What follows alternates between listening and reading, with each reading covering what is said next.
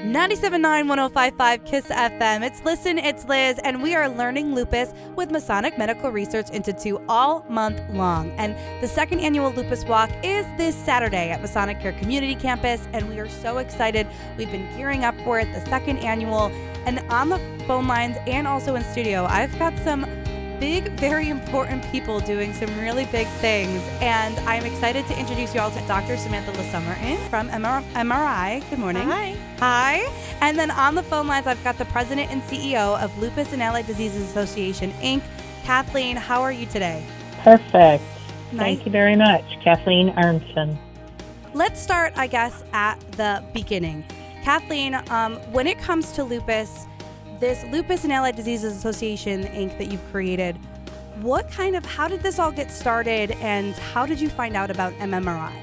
I personally have lupus and was diagnosed at a very young age, and my mother signed me up for an event at the local organization, which was the Lupus Foundation America Margaret Curry chapter, and it actually was founded right near the MMRI in East Utica by a family whose daughter was diagnosed with lupus and died at a very early age.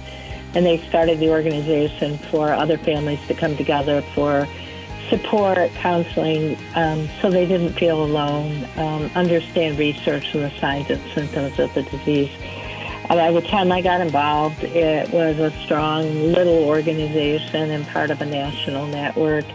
And I became a spokesperson during Lupus Awareness Month, which is May. Wow. And gradually over the years, as I got sicker and sicker and sicker and lost my career, I started volunteering more and more and more. And when the president passed away, I became president. The organization has grown exponentially and transitioned over the years. From a local organization to a regional, and it became a national organization in 2013. We became involved with the Masonic Medical Research Institute in 1990 because we decided that research was incredibly important to us. As an all-volunteer, patient-led organization, that means no one gets paid and has ever been paid since the inception of this organization in 1978. And that all of the people on the board are people with lupus and two other individuals who are care partners who have sister autoimmune diseases. So we are fully patient-led and understand the patient experience, which makes us very unique. Right. The one thing that gets us out of bed and provides hope to us every day is research.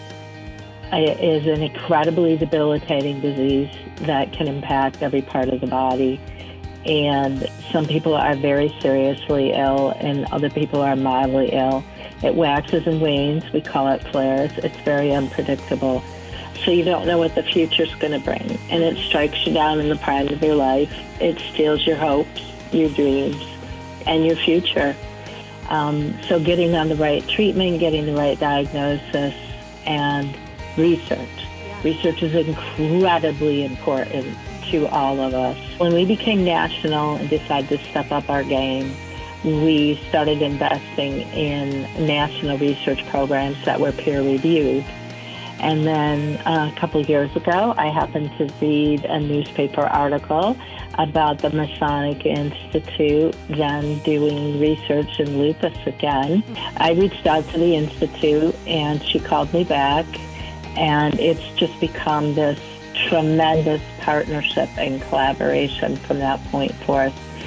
We have funded $615,000 total, if you count that original $40,000 to the Masonic Medical Research Institute. And we're so incredibly honored to partner with a local organization who supports the community. And we get to invest back into the community as well.